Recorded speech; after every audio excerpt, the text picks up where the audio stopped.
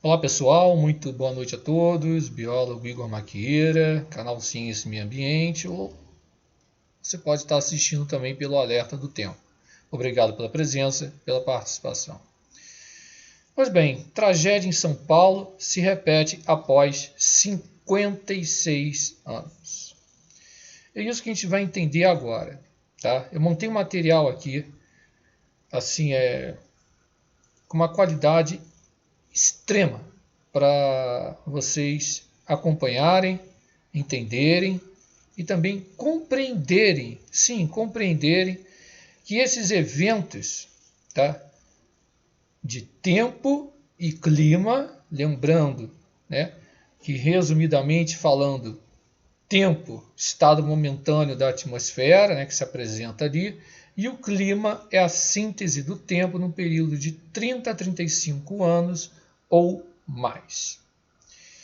E quando a gente pega esses dados da região do litoral de São Paulo e também ali da Serra do Mar, vocês vão ficar assombrados que esses eventos, seguindo o princípio da similaridade na climatologia, o que é isso?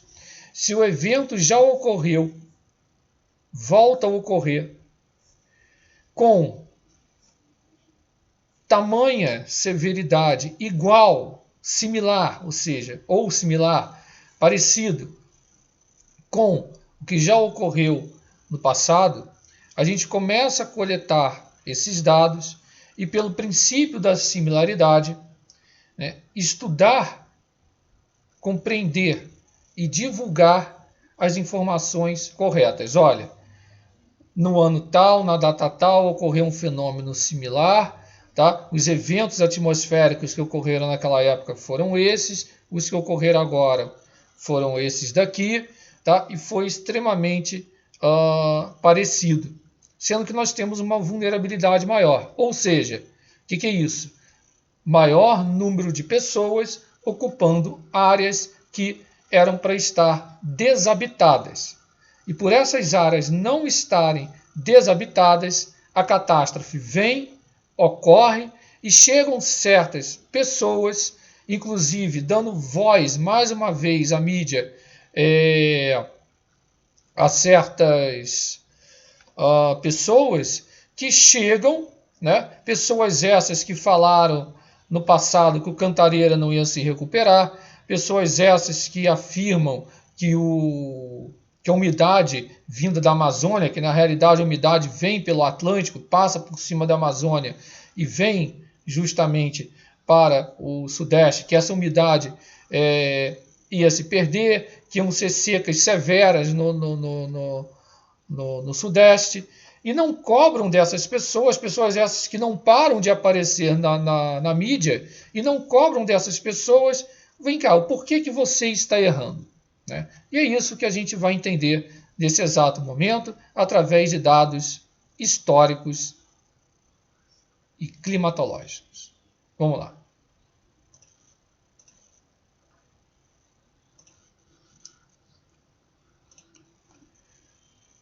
Então,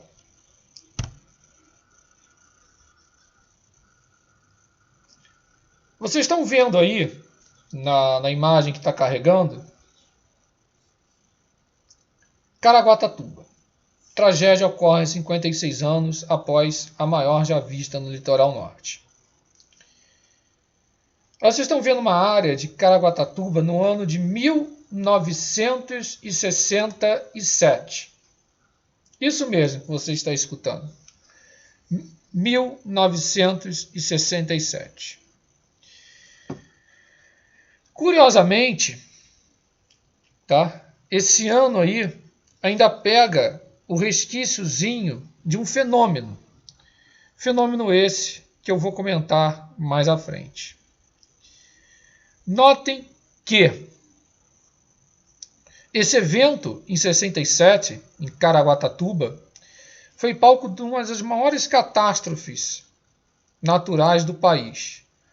Alguns falam em 400, outros 500 mortos, com um número que pode chegar a 2 ou 3 mil.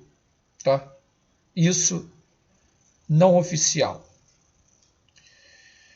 O que aconteceu em Caraguatatuba, mais precisamente no dia 18 de março de 1967, está incluído em um documentário, inclusive, tá? Que depois eu posso deixar esse vídeo para vocês assistirem. Mas o litoral norte está na história dos desastres naturais do Brasil. Os moradores denominaram de Cabeça d'Água, em 18 de março de 67. A tragédia ocorria na madrugada de sábado.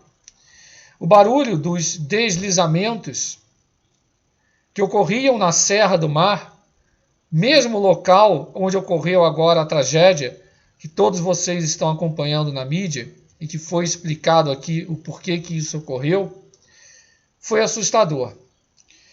Pela manhã, os moradores tinham noção do que tinha ocorrido na cidade.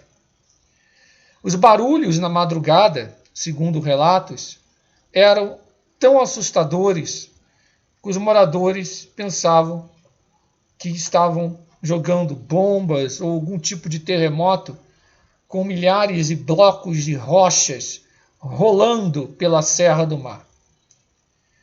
Em 1967, vocês podem notar que Caraguatatuba e região que foi afetada na presente data, com mais de 600 milímetros, a população era bem menor.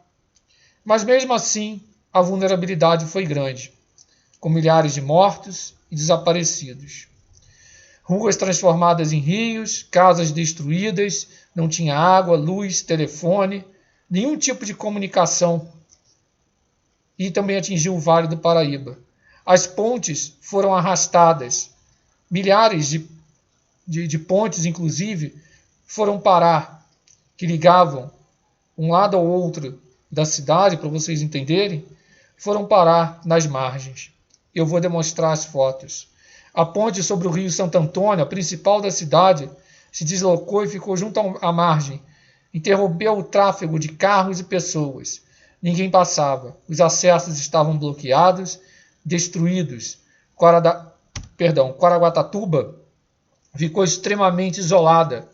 A rodovia dos Tamoios foi quase totalmente destruída em seu trecho de serra.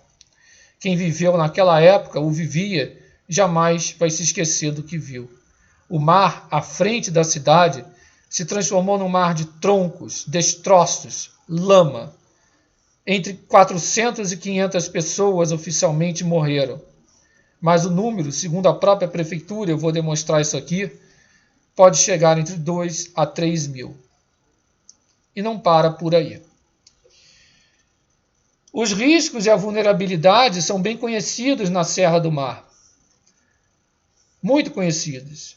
Então, certas pessoas de ONGs e um certo pesquisador que não para de aparecer na mídia, devia explicar com mais prudência o que aconteceu. Ou melhor, o que aconteceu, o que vai voltar a acontecer, não se sabe quando, porque esse pesquisador, que inclusive tem ligação com o painel do clima, o IPCC da ONU, sabe que no relatório de 2001, o IPCC coloca em determinado momento que nós estamos lidando com um sistema caótico não linear, ou seja, um sistema que tem baixa previsibilidade a longo prazo. Então, certas pessoas que estão chegando de forma com uma imprudência tamanha, uma falta de responsabilidade, porque as pessoas que estão nessa localidade estão sofrendo, assim como as pessoas em 67 sofreram nessa região. E chegar e falar, olha, isso vai ficar mais repetitivo, vai ficar mais severo, baseado em modelinhos de clima, que quanto mais gás carbônico você coloca, mais ele responde que esses eventos vão ficar severos. Mas se esquece que no próprio relatório-chave do painel da ONU, o relatório-chave, não é o sumário, eles colocam de forma categórica, e aí sim, seguindo uma boa e velha ciência, que esse sistema que o planeta Terra tem, um sistema climático, para uma previsibilidade, para daqui a alguns anos, 50, 100 anos, afirmar que isso vai ficar mais repetitivo e mais severo, os chamados eventos extremos, não tem qualquer base científica sólida. Porque após 56 anos é que esse evento ele voltou a se repetir de forma similar ou igual a 1967. O Frei Gaspar da Madre de Deus denominava a própria Serra do Mar como uma das maiores barreiras entre o Planalto e o litoral, sendo uma muralha da Serra do Mar. É bem sabido, eu vou deixar o link desse artigo para vocês, artigo esse, né? Está ali, Climatologia e Estudos da Paisagem, da Unesp. O evento climático iniciado em 18 de março de 1967, em Caraguatatuba, que está a 20 quilômetros da onde ocorreu a tragédia com mais de 600 milímetros, com uma sequência de deslizamentos da Serra do Mar, decorrentes de uma anomalia positiva de precipitação nessa região, provocou, segundo o registro de jornais da época, que eu vou demonstrar aqui, não apenas a morte de 400, 500 pessoas, mas a infraestrutura e economias locais. As figuras ao lado, com a precipitação acumulada, figuras 1 e 2, que mostram, respectivamente, as chuvas acumuladas no mês de março de 1967 e a anomalia de precipitação no mesmo período. Na figura 1, as áreas em verde representam o maior número de dias com precipitação no mês. E a figura 2, as áreas em azul representam as anomalias positivas de precipitação com as chamadas chuvas acima da média. Quanto mais escura a cor, maior é a quantidade de chuva, o que evidencia o evento atípico. Entre as características que influenciaram o evento de 67, o que mais se destaca é a quantidade de precipitação. Notem que agora, em 2023, nós tivemos algo parecido. Um conjunto de perturbações atmosféricas ocorridas em diversos níveis e relacionadas a sistemas frontais, que somadas a condensações orográficas características do relevo da região, geraram elevados índices pluviométricos, provocando o completo encharcamento do solo e, consequentemente, o deslizamento das encostas. Eventos como esse podem ser classificados como catastróficos, é óbvio, quando atingem localidades ou cidades instaladas próximas às encostas. Estranhamente, a mídia também não cita que esses eventos ocorrem. O que eu quero dizer com isso? Quando o evento ocorre em área habitada, ele chega e fala, olha, foi a mudança climática, foi o aquecimento global. Mas esquecem de citar, como eu vou mostrar mais à frente, em um artigo de 1976, que esses eventos ocorrem, sempre ocorreram e vão ocorrer, muitas das vezes em áreas desabitadas. E quando ocorre na área desabitada, aí ninguém vai lá culpar a ação antrópica. Não é? Durante o evento em foco, em parte da área que hoje abriga o Parque Estadual da Serra do Mar, um predomínio da Mata Atlântica, sucederam-se inúmeros desabamentos em 67, que deram origem a um lençol de lama, o qual, segundo relatos, em apenas 10 minutos, cobriu Caraguatatuba e fez com que a cidade praticamente desaparecesse. Abaixo, vocês podem ver a rodovia Campos Paraibuna Caraguatatuba, pós o evento de 67. O Rio Santo Antônio alargou-se, melhor dizendo, de 10, 20 metros para 60, 80 metros. Milhares de troncos de árvores vieram abaixo, destruindo toda a infraestrutura urbana, como ilustrado na figura, arrasando boa parte da estrada São José dos Campos Paraibuna Caraguatatuba, hoje a rodovia dos Tamoios, formando precipícios de mais de 100 de metros de profundidade. O que aconteceu nessa vila, a área mais atingida em São Sebastião, aconteceu em Caraguatatuba inteira. De acordo com dados da época, somente no dia 18, quando ocorreu a cabeça d'água, lembrando que estou falando de uma região serrana, o município acumulou 420 milímetros de chuva em 24 horas. Em 48, foram incríveis 580 milímetros. Repito, 580 milímetros.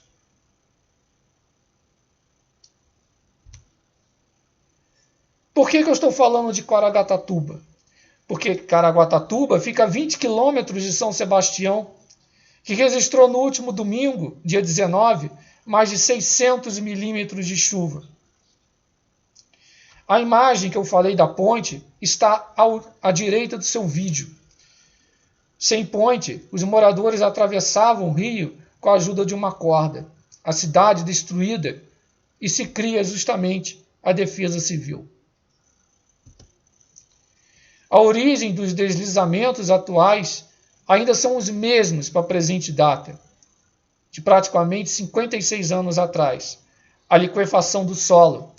O fenômeno acontece quando as águas das chuvas deixam a terra cada vez mais saturada, perde a resistência até que o solo se transforma em lama. Em regiões íngremes, o risco de deslizamento é maior.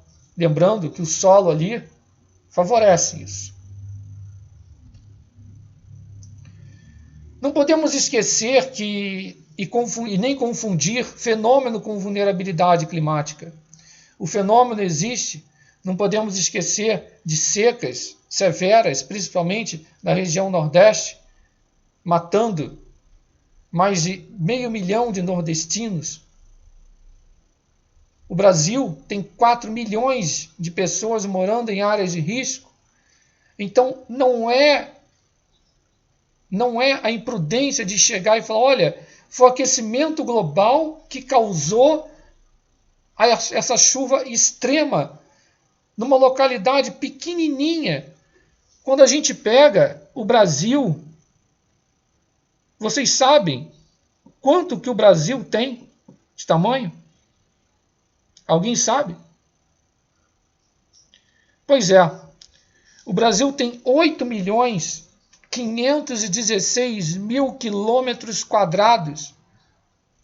Então, se a gente fizer um raciocínio escalar, somente isso, colocar aqui um evento de tempo e não de clima, ocorreu justamente em São Sebastião, atingindo mais precisamente uma vila que tinha uma vulnerabilidade enorme, muito conhecida. É extremamente imprudente. Não, a gente tinha, explica primeiro os fenômenos corretamente e o que gerou, aliás, explica o que gerou isso daí através dos fenômenos meteorológicos bem conhecidos. E não jogar a culpa em aquecimento global, mudanças climáticas, ou seja lá o que for. Porque não foi isso. Quando a gente pega o princípio da similaridade, isso ocorreu, vai voltar a ocorrer. Tanto é que, de acordo com informações da época, a chuva sobre Caraguatatuba em 2 dias, 17 e 18 de março de 1967, atingiu índices de precipitação pluviométrica de 580 milímetros. São Sebastião foi atingida por 600 em 24 horas. Ah, mas agora foi em 24 horas, ali foi em 48. Tá. Lembrando, muitas pessoas se esquecem que essa chamada média foi criada pelos próprios seres humanos. Nós estamos num planeta de 4,7 bilhões de anos. E repito, se aquela área fosse totalmente inabitável, inabitada, né? Não tinha, vamos supor que não havia ninguém ali. Vamos fazer esse exercício. Né? Não tinha nenhum ser humano ali, né? Só floresta, etc. Não tinha rodovia. A catástrofe ia ocorrer e não ia sair em nenhuma mídia. Não estou dizendo que as pessoas não eram para estar ali, né? Isso eu estou falando na área urbanizada, porque naquelas áreas de risco são 4 bilhões de pessoas vivendo ali. Realmente tem que ter atuação do poder público para evitar essas mortes. A gente não pode continuar convivendo com isso. É lamentável. Mas na época, só para nível de comparação, a média de precipitação pluviométrica do Brasil, na época, em 67, o ano inteiro variava entre 1.000 e 1.200 milímetros. Ou seja, choveu em Caraguatatuba, em 67, quanto homem lançava de CO2? Não é? Perguntar para a nobreza aí. Né? Quanto? Em 2 dias, a quantidade de chuva acumulada é de 6 meses em 67. Então isso é muito conhecido. Muito conhecido. E algo semelhante ocorria no Rio de Janeiro. Olha só. Né? Isso já foi demonstrado aqui no canal. Arrebentou as adutoras do Guandu, né? Uma lama infernal, né? O dilúvio que matou o Rio, que dizimou o estado do Rio de Janeiro. Detalhe que entre 65 e 66 nós tínhamos um El Niño. Né? Não tem um padrão muito assim a se seguir de chuvas, mas a gente tinha justamente os sistemas atmosféricos ali muito, mas muito parecido com o que ocorreu agora. Sendo que agora a gente está no Laninha. E no Laninha plurianual, né, que carreou, aliás, ajudou e está ajudando, né, nessa chuvarada no Sudeste. Né? Isso é muito sabido, já foi explicado aqui. Aí vai falar, mas em 67 aqui não está. Mas a gente ainda respingava o El Niño em 67. Aí o sul de Minas, em 48, também. Eu vou demonstrar para vocês aqui alguns dados.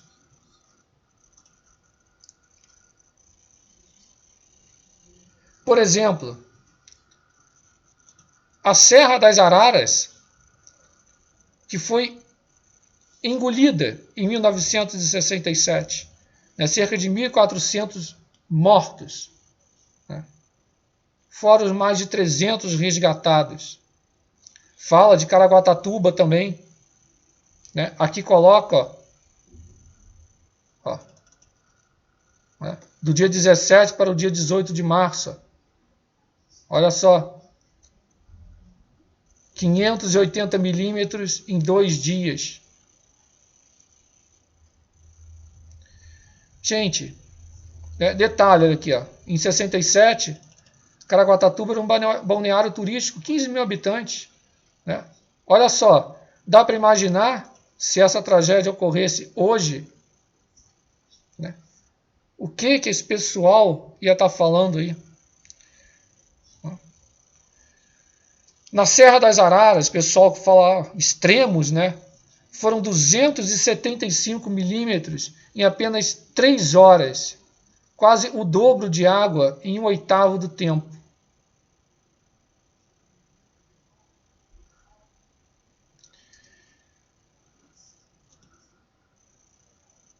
Quando eu pego o sul de Minas,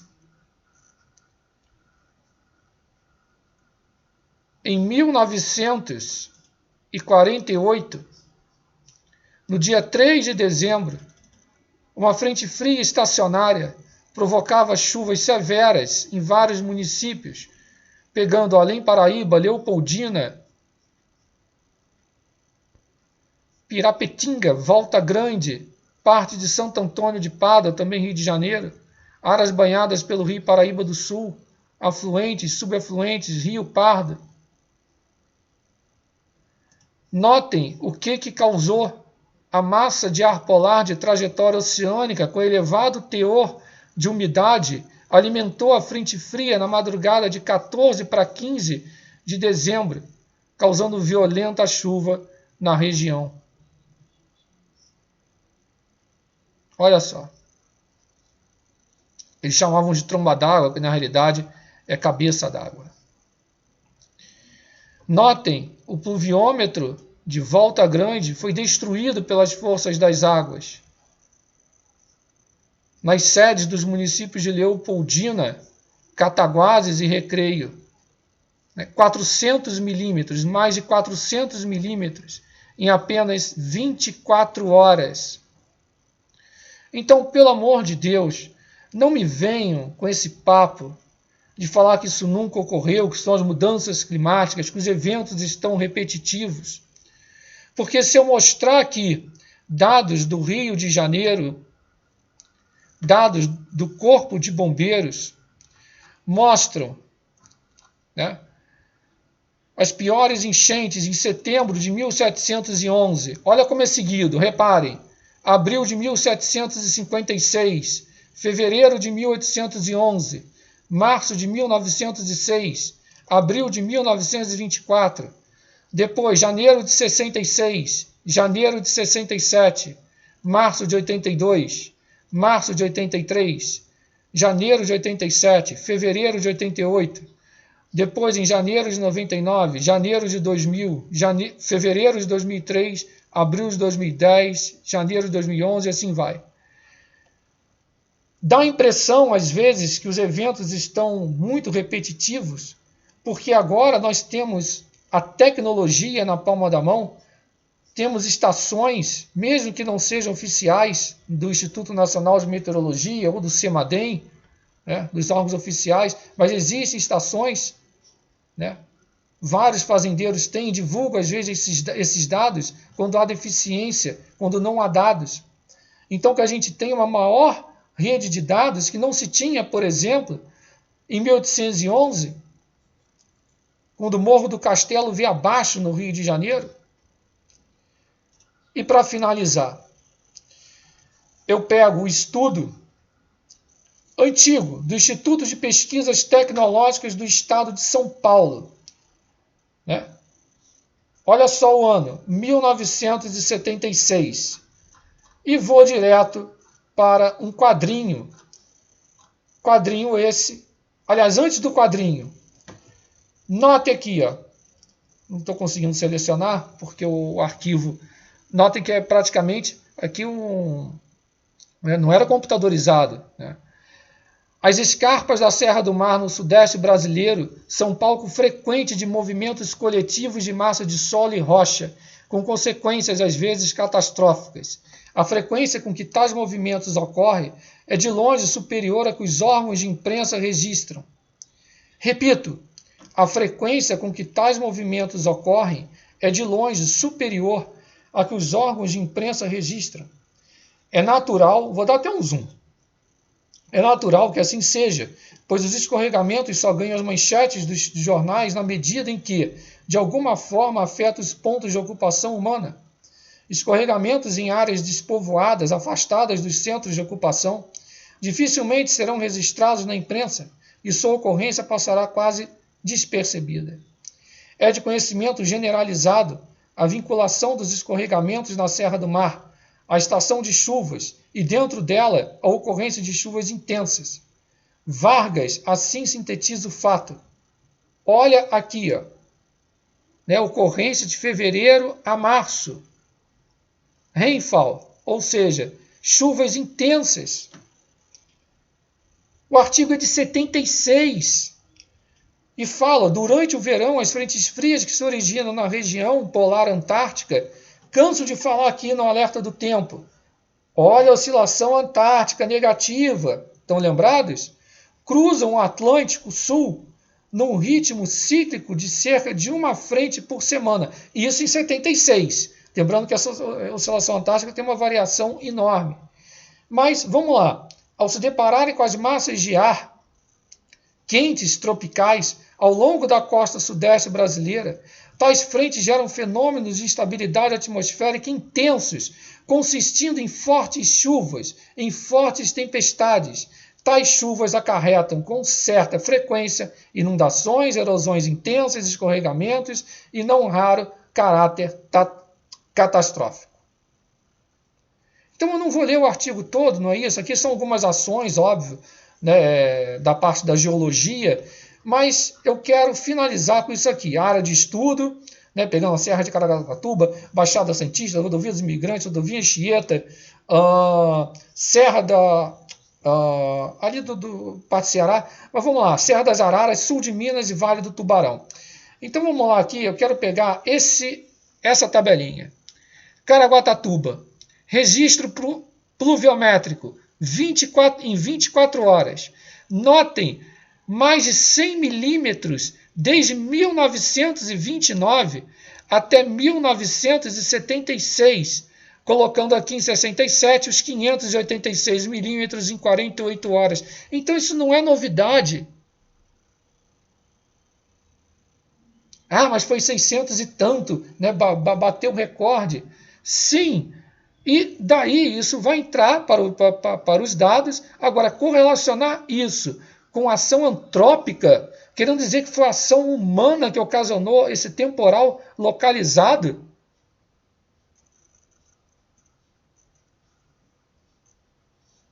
Nessa região, o Brasil tem mais de, acabei de falar aqui, 8.516.000 quilômetros quadrados. Não fica só aí, ó. Baixada Santista, aqui, ó. Temporal de 66, 421 milímetros em 48 horas. Olha em 56, 373 em 24 horas. Em 42, 320 milímetros.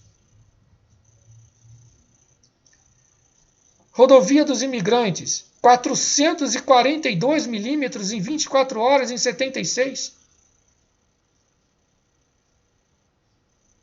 Via Anchieta, olha só os eventos todos aqui, ó, com o cursor do mouse aqui, ó, onde eu estou aqui, ó, 56, 58, 58. Notem que eles falam, os eventos repetitivos, extremos. Olhem os anos, praticamente uma sequência, com mais de 100, 200 milímetros em 24 horas. Né? Olha aqui, ó, também. A Serra de Maranguape, também com eventos extremos. Rio de Janeiro, 66, 472 milímetros em 3 dias. 300 em 48 horas em 67. 228 milímetros em 24 horas em 1900, aqui acho que é 16. Quanto o homem lançava de CO2 nessa época? Não confundam um fenômeno com vulnerabilidade, não façam isso. Né? A Serra das Araras, olha, desde 17 até 71 aqui, ó, né? Sul de Minas, né? 109 milímetros em 24 horas, aqui, em 22 de janeiro. Olha isso. Quanto o homem lançava de CO2? Até 74 aqui o histórico. Gente, o vídeo ficou longo, mas explicativo. Porque não dá para chegar e começar a falar um bando de bobagens na televisão ou na internet sem demonstrar a parte histórica. E é óbvio que se eu fosse me alongar aqui, o vídeo vai a 1, 2, 3, 4 horas. Ninguém vai assistir. Esses eventos ocorreram, vão voltar a ocorrer. Quando? Não se sabe. Mas é muita imprudência chegar e falar que os eventos vão ficar... O cara chega e afirma que os eventos vão ficar mais severos e mais intensos. E pense que essas pessoas são as mesmas que afirmavam há pouco tempo atrás que o Cantareira não ia se recuperar, que o Sudeste ia sofrer com secas severas, que, além disso, não teríamos mais umidade vindo do norte por causa do desmatamento da Amazônia. Lembrando que, é óbvio, qualquer pessoa não é a favor de desmatamento ilegal, Mas a umidade que vem da Amazônia, na realidade, essa umidade vem do oceano. Porque a floresta, nenhuma floresta existe sem chuva. Ela não gera chuva sozinha. E a maior parte dessa umidade que vem para o Sudeste, que forma, às vezes, as zonas de convergência de umidade, ou as zonas de convergência do Atlântico Sul, essa umidade ela vem justamente do Atlântico, passa por cima da Amazônia, parte dessa umidade desaba lá e parte ela vem para cá. E às vezes se junta aos sistemas, justamente às frentes frias. Né? Quando a gente às vezes está ali no chamado pré-frontal, né? Antecedendo a frente fria. Então vamos ter prudência, vamos ter mais responsabilidade, porque a tragédia em São Paulo, no Rio de Janeiro, em Minas, ou em qualquer lugar do Brasil, essas tragédias vão se repetir. Mas muito mais por erros de gestão pública que deixa ocupar, como foi divulgado, tem 4 milhões de pessoas ocupando áreas de extremo risco, áreas de risco, que a qualquer ponto pode um desmoronamento e causar a morte, né, ceifar a vida dessas pessoas. Aí chega e fala, foi a mudança climática. Né? Então esse termo também está errado. O que mais faz o clima da Terra é mudar. Eu canso de apresentar isso no Ciência e Meio Ambiente. Canso de apresentar. Né? Adoro a paleoclimatologia. A história climática da Terra demonstra isso. Acabei de demonstrar com poucos dados que o evento já ocorreu, voltou a ocorrer com certa similaridade e vai voltar a ocorrer. Por quê? Condições atmosféricas favoráveis a gente tinha, eu falei sobre isso, nós tínhamos uma oscilação antártica negativa, frente fria vindo, né, chamado sistema de baixa pressão, um encontro com uma massa de ar quente, muita umidade, né, e gerou justamente a chuva orográfica, resumidamente falando, esse conjunto todo. Esse conjunto todo. Né. Eu espero que você tenha compreendido a mensagem, né, com os dados riquíssimos apresentados aqui, material riquíssimo, demonstrando que o evento já aconteceu, o fenômeno já ocorreu, volta a ocorrer. Né? Eu fico por aqui. Um forte abraço a todos. Fique na paz. Muito obrigado pelo crescimento, pela confiança nos dois canais. Porque é isso. Quem trabalha com a metodologia científica séria, né, e o que eu estou vendo, lamentavelmente, não está sendo mais aplicada, porque eu não vi nenhuma mídia televisiva comentar a respeito dessa tragédia que se repetiu após 56 anos. Não vi. Né? Não vi. Eu só vi a mesma ladainha de sempre, e que, lamentavelmente, essa mesma ladainha vem a causar, muitas das vezes, mais pânico na cabeça de uma população pobre, uma população com problemas sociais, que vão ocupar essas áreas, e não só o poder público, como certos pesquisadores vão na mídia se aproveitar disso e repetir toda hora, foi uma mudança climática, mas não explica o fenômeno. Né? E que o termo é errado. Né? A turminha que diz isso é a turminha do aquecimento global. Estão lembrados? É a turminha do aquecimento global antropogênico.